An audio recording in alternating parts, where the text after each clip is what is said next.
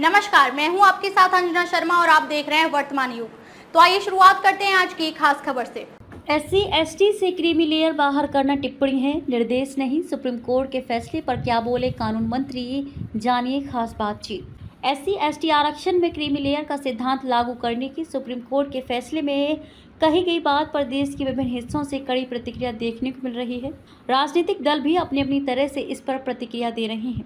ऐसे में देश के कानून मंत्री अर्जुन राम मेघवाल ने स्थिति स्पष्ट करते हुए कहा कि एससी एसटी से क्रीमी लेयर बाहर करना सुप्रीम कोर्ट की टिप्पणी ऑब्जर्वेशन है, निर्देश नहीं। यानी कि सुप्रीम कोर्ट की ये बात फैसले में व्यक्त किया गया उसका विचार भर है, कोर्ट ने ऐसा करने का निर्देश नहीं दिया है। सुप्रीम कोर्ट का ऑब्जर्वेशन। बुधवार को खास बातचीत में अर्जुन राम मेघवाल ने कहा कि क्रीमी लेयर को बाहर करने के बाद सुप्रीम कोर्ट का ऑब्जर्वेशन है, निर्देश और ऑब्जर्वेशन में फर्क होता है। ये समझना होगा कि सुप्रीम कोर्ट के समक्ष मामला क्या था जिस पर 7 न्यायाधीशों की पीठ ने फैसला लिया। वह कहते हैं कि पंजाब सरकार ने 2005 और 2006 में एक कानून बनाया जिसमें अनुसूचित जाति यानी कि एससी के आरक्षण में 50% हिस्सा वाल्मीकि और मजहबी सिखों को देने की बात थी। हाईकोर्ट ने उस कानून को ये कहते हुए रद्द कर दिया था कि अनुच्छेद 341 उपवर्गीकरण की बात नहीं करता है तो आप उसके विरुद्ध नहीं जा सकते।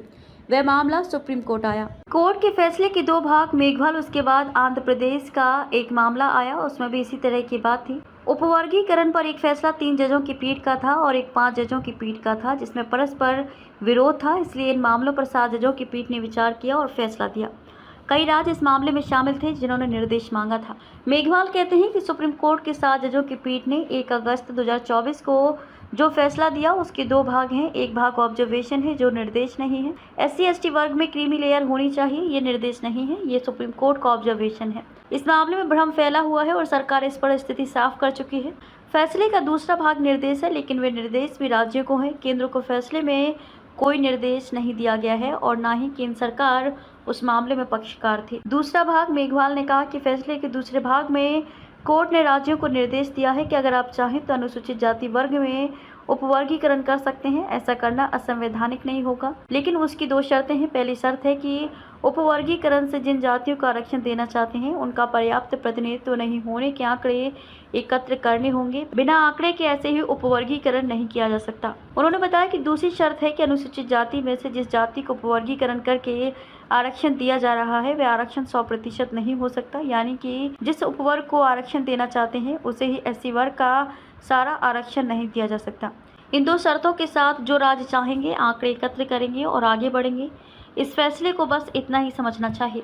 पीएम ने किया था स्पष्ट। उन्होंने कहा कि इस फैसले के बाद विपक्ष के साथियों और कांग्रेस के साथी ने लोकसभा में प्रश्न पूछे थे, तब भी उन्होंने इसे स्पष्ट किया था। इसके अलावा भाजपा के एससी एसटी सांसद भी प्रधानमंत्री से मिले थे और उन्हें ज्ञापन सौंपा था कि इसे स्पष्ट किया जाए। उसी दिन 9 अगस्त को कैबिनेट की बैठक थी और प्रधानमंत्री ने उसमें स्पष्ट किया था कि एससी एसटी के मामले में क्रीमी लेयर लागू नहीं है। कानून मंत्री ने कहा कि ये बात स्पष्ट हो चुकी है, विपक्ष फेक नैरेटिव गढ़ता है तो वह सब कुछ कहेगा ही। उल्लेखनीय है कि सुप्रीम कोर्ट की 7 न्यायाधीशों की पीठ ने 6-1 के बहुमत से फैसला दिया था जिसमें कहा था कि एससी वर्ग के आरक्षण में ज़्यादा जरूरतमंदों को आरक्षण का लाभ देने के लिए उपवर्गीकरण किया जा सकता है।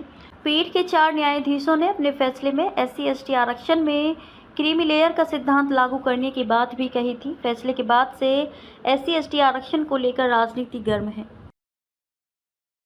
खबरों में अब तक के लिए बस इतना ही। फिर होगी आपसे मुलाकात कुछ ऐसी ही खास खबरों के साथ। तब तक के लिए नमस्कार और देखते रहिए वर्तमान युग।